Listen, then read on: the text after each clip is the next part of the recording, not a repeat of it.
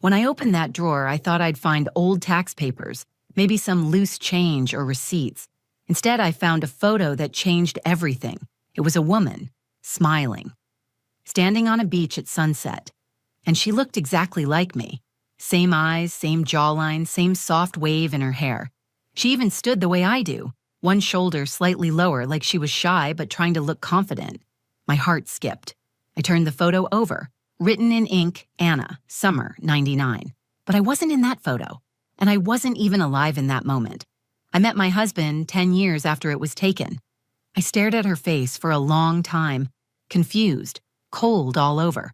I thought maybe it was a cousin or some weird coincidence. But when I showed the picture to my husband, Ethan, something in him changed. He didn't blink, didn't speak. He just stared at the photo like it had crawled out of a nightmare. I asked him, "Who is she?" And all he said was, "Mira, I need to tell you something." That's when I felt it, the shift. Like the ground wasn't solid anymore, because the look in his eyes wasn't just fear. It was guilt and heartbreak, and something darker I couldn't name. That was the moment I knew. Whatever came next would change everything I thought I knew about my husband, my family, and even myself. And I was right. It started out as an ordinary Sunday, the kind where the sun streams in through the kitchen blinds just right, and the smell of fresh coffee makes everything feel soft and safe. My daughter, Lila, was curled up on the living room rug drawing with her markers. Ethan was outside mowing the lawn. I had just finished folding laundry when I walked past his old study and remembered the project I'd been putting off for months. The plan was to clear out the study and turn it into an art space for Lila. She's always sketching her dreams, houses that float in the sky, animals that talk, people with wings. She'd been asking for her own creative room since spring, and I finally had the time. It felt like the perfect little surprise. The study hadn't changed in years. Same creaky chair, same dusty computer, same messy bookshelf stacked with Ethan's college textbooks and sci-fi novels. His old desk sat under the window, solid oak, beautiful but heavy, something he'd inherited from his grandfather. It was cluttered with pens, post-it notes, a half-solved Rubik's Cube. The drawers were mostly empty, aside from some envelopes and expired insurance cards. I was halfway through cleaning it when I noticed one drawer wouldn't budge. It was locked, which was strange, because I didn't know Ethan kept anything locked. I gave it a gentle tug, then a harder pull, but it was sealed tight. I searched the desk for a key, and after a few minutes of feeling around the underside, I found it taped beneath the drawer. A small brass key, almost hidden under a layer of dust. I didn't feel nervous. Not yet. At that point, I was just curious. I assumed it held something boring, maybe work documents or personal letters. Ethan had always been private, but not secretive. At least not that I'd ever noticed. We'd been married for 11 years. We met in our late 20s through a mutual friend. Ethan was quiet, thoughtful, and kind.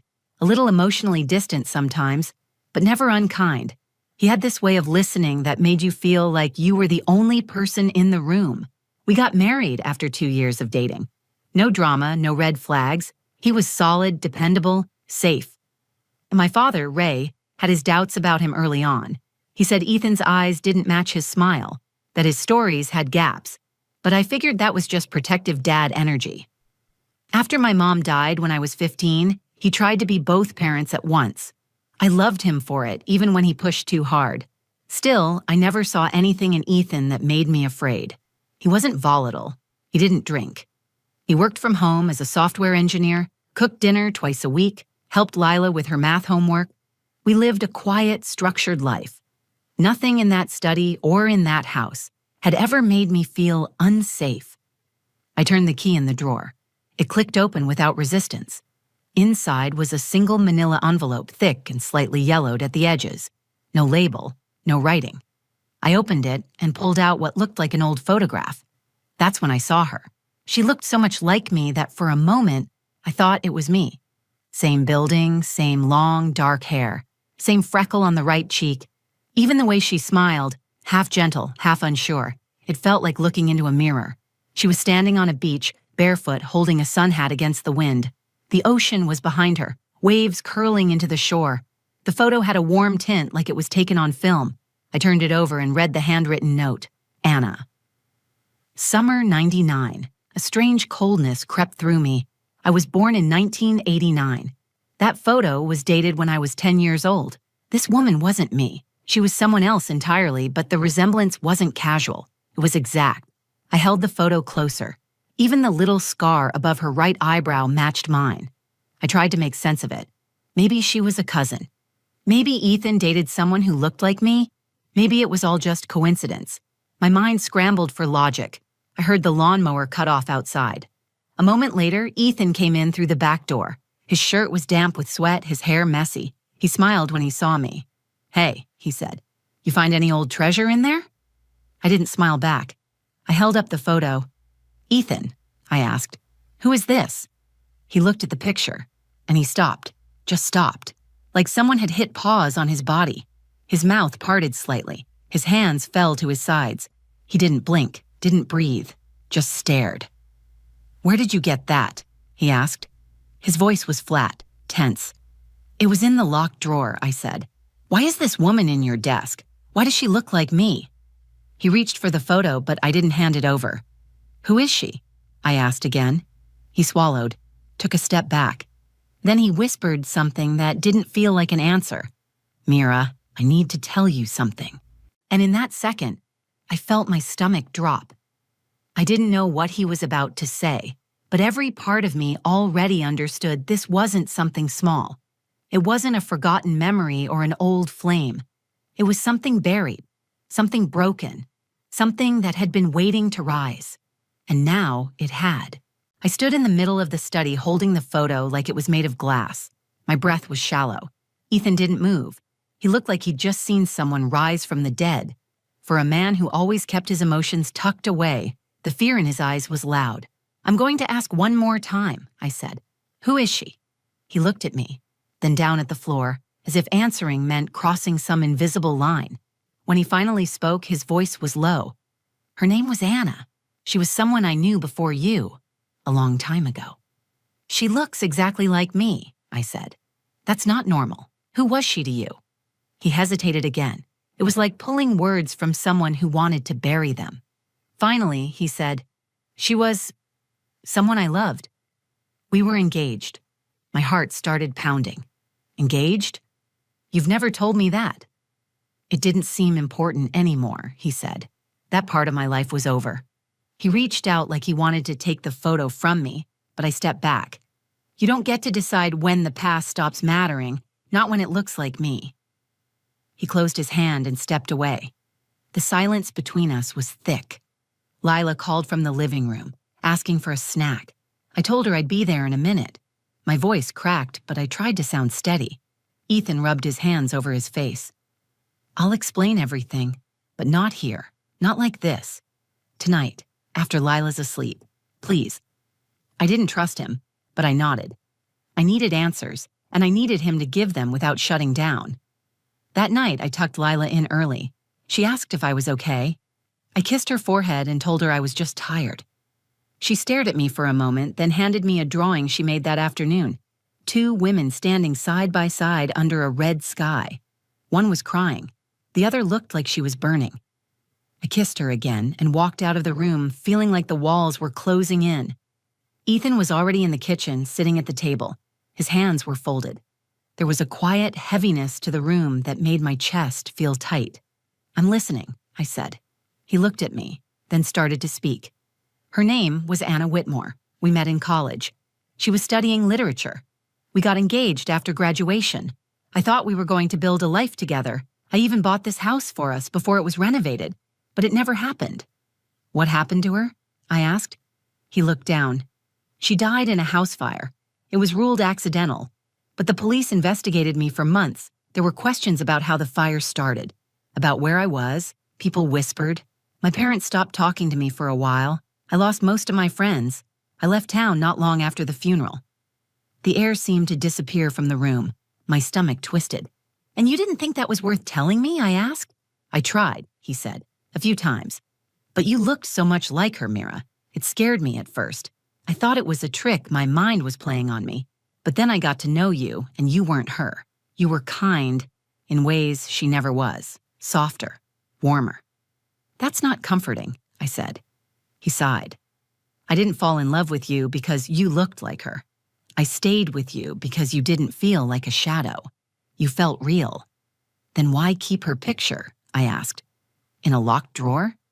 Because I couldn't throw her away, he said. I loved her once. I lost her in a way that never made sense. I wasn't ready to let go. I locked it away so it wouldn't affect us. So I wouldn't look at it and start comparing things. I didn't want to let that grief bleed into what we had. I stared at him. I didn't know whether to believe him or run. My brain tried to stitch the pieces together. A dead fiancé, a house fire, a secret drawer, a woman who looked like me in a photo taken 10 years before we ever met. I need time, I said finally. This doesn't feel real. He nodded. I know, I'll answer anything. Just, please don't shut me out. I walked away and went straight to the bedroom. I shut the door and sat on the edge of the bed holding the photo again. Anna, that was her name. I searched her face for some kind of difference, something that would prove I was imagining the resemblance. But every time I looked, I saw myself. I called my father. What's wrong? He asked the second he picked up. I found a photo of a woman who looks exactly like me. Ethan says it's his ex-fiancée. She died in a fire. He never told me. I found it in a locked drawer. Ray didn't even hesitate. You and Lila need to come stay with me. No, I said. Not yet. I'm not afraid of him, but I'm going to find out who she really was. Ray was quiet, then said, If you won't come here, promise me you'll dig deep. Something's off. I can feel it. After I hung up, I stared at the ceiling for a long time. Anna Whitmore. I repeated the name in my head like a riddle, because something wasn't adding up. Her face wasn't just similar, it was mine, and I was going to find out why. The next morning, I watched Ethan pour cereal into Lila's bowl like everything was normal. He kissed her on the forehead, asked if she wanted strawberries with it, and smiled when she said yes. He looked like the same man who used to dance with her in the living room at bedtime. The same man who'd once built her a cardboard rocket ship on a rainy afternoon. But I didn't see him the same anymore. I couldn't. Not after what he'd told me. Not after that photo. I spent the rest of the day moving like I was underwater. I took Lila to the park, answered a few texts from friends, smiled when I needed to. But the image of Anna haunted every quiet second. I kept thinking about how Ethan had described the fire, how the investigation lingered around him, how his parents had pulled away. I'd never even met them. I always thought that was strange, but he said they were private and didn't travel. Now it felt like that had been a carefully controlled story. That night, after Lila went to sleep, I opened my laptop and started searching. I typed in Anna Whitmore Fire Denver, 1999. The first few results were generic. Articles about fire safety, unrelated obituaries. I tried different combinations.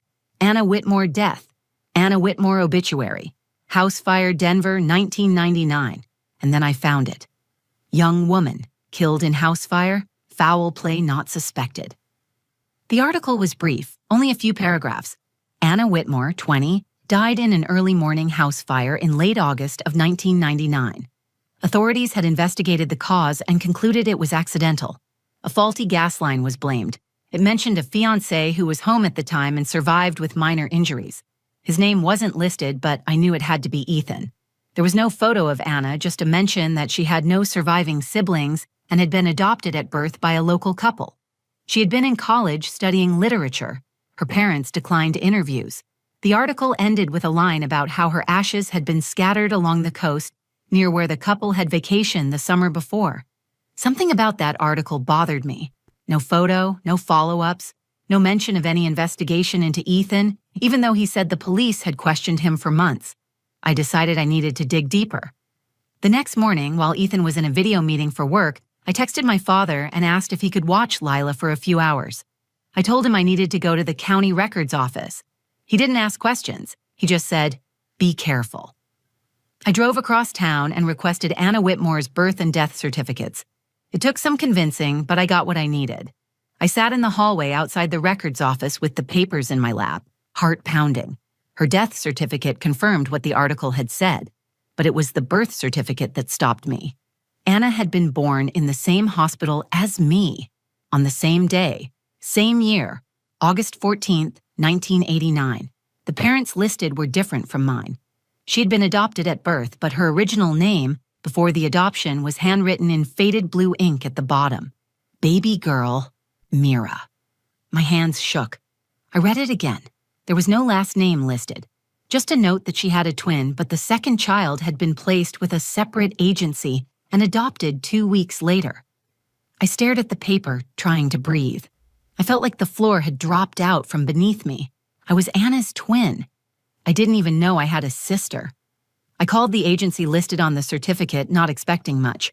A woman named Celeste answered. She sounded kind but guarded. I explained that I was trying to understand my adoption history. She paused for a moment, then said, "Your file is closed, but give me your name and I'll see what I can legally share." I gave her my full name, birth date, and adopted parents' names. There was silence on the line for a moment too long. Then she said, "Yes. There is something unusual in your file. It shows that you were part of a twin birth, but your adoptive parents only took one child. The other was placed with a different family. You were never told?" "No," I said. My voice was hollow. "I'm sorry," she said softly. "That information was withheld at the request of your adoptive parents." I ended the call and sat there for a long time.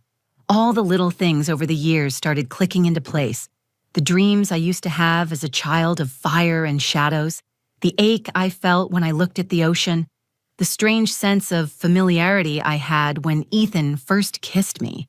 That night, I didn't tell Ethan what I had found. Not yet. I needed time to process it. But when Lila showed me another one of her drawings before bed, I almost cried. It was 2 little girls in a hospital nursery. One was in color, the other just a faint outline. Lila looked up at me and said, "She feels sad sometimes. The girl in my dreams. She says she used to have a sister." I kissed her on the forehead and held her close, trying to stay calm. I had a sister, and I married the man she almost married. Now I needed to know the truth about what really happened to her, and why Ethan never told me who I really was. I didn't sleep that night. I kept watching Ethan from across the room as he dozed beside me, unaware that everything I believed about my life had just shifted. I wasn't who I thought I was. I had a twin sister I never knew, and she had died in this very town, engaged to the man I now called my husband. The next morning, I told Ethan I needed to talk. We sat at the kitchen table. I placed the birth certificate and adoption records in front of him. He didn't touch them. He didn't ask questions. He just stared. "You knew," I said. "You knew Anna and I were related." His face went pale. He pressed his hands together and slowly exhaled. "Not at first," he said. "When I met you, I didn't know. I thought it was a strange coincidence, a cruel one. But after we started dating, there were things you said. The way you moved, the way you looked at the ocean, the way you laughed when you were nervous. They were the same." My chest tightened. "And you never thought I deserved to know?" He looked up at me, his voice quiet. I was terrified. I thought if I told you, I'd lose you. I didn't know how to explain any of it without sounding insane. I barely believed it myself. I pushed the papers toward him. "Anna and I were twins. We were separated at birth. You loved her. You were engaged, and you married me." He closed his eyes. "It wasn't planned. I didn't seek you out. I didn't even believe it could be possible at first. But when I found out, I felt like I was being given a second chance." I stood up. "A second chance? With her sister? That's not love, Ethan. That's possession. That's grief you wrapped in a new name." He didn't argue. He didn't try to defend himself. And that scared me more than anything. I asked him something I had been holding back. "Did you start that fire?" His head jerked up. "Number never." "You were the only one home," I said. "You were investigated." "And cleared," he replied. "The fire was caused by a gas leak. It was proven." "But you left town," I said. "You changed your name. You buried her photo in a locked drawer. You never told me anything." "I left because I was broken," he said. "I didn't want to live in a town where people crossed the street to avoid me, where they looked at me like I was a murderer." I paced the room, heart pounding.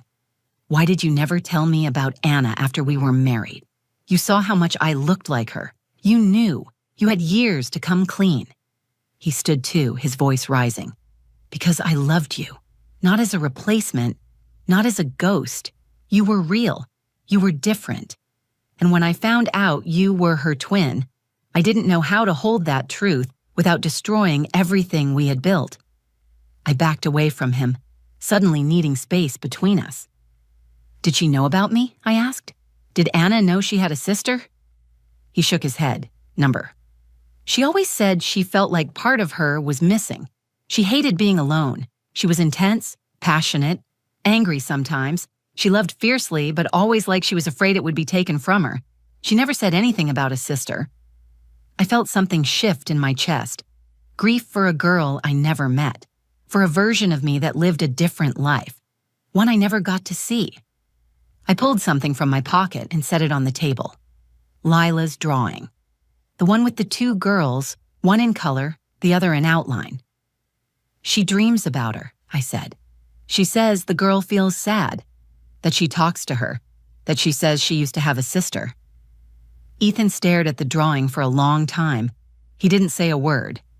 I don't know what I believe anymore, I said, but I believe I need space. I need to understand who I am outside of what you tried to protect me from. I need time to grieve for her, and maybe for us too. He nodded, tears forming in his eyes. I'll go stay somewhere else. No, I said. Lila and I will go. I don't want her here right now. I don't want her feeling the weight of this. I need to talk to my father. I need to stop pretending this is normal. I went upstairs, packed a bag, and gently woke Lila. I told her we were going to visit Grandpa Ray. She smiled, sleepily happy, and grabbed her stuffed fox. On the drive to my father's, she looked out the window and whispered, "She's not sad anymore. She said thank you." I didn't ask who. I already knew. My father opened the front door before I could knock. He looked at me, then at Lila sleeping in my arms, then back at me again. He didn't ask anything. He just pulled us into his arms and held us. For the next few days, I stayed in my old bedroom. The posters were gone, but the smell of wood polish and the faint sound of wind through the trees outside the window hadn't changed. It was strange how comfort could live in the same place where grief started to settle. I would wake in the night, holding Lila close, thinking of Anna. I never knew her, but I mourned her as if I had. I started reading more about her. I visited the public library and went through microfilm records, searching for traces of her life. I found an old college article she wrote about women in Gothic literature. Her words were sharp, curious, and a little sad. She had been complex, private, but brilliant. I saw reflections of myself in the things she loved and the way she phrased her thoughts. I also called the adoption agency again.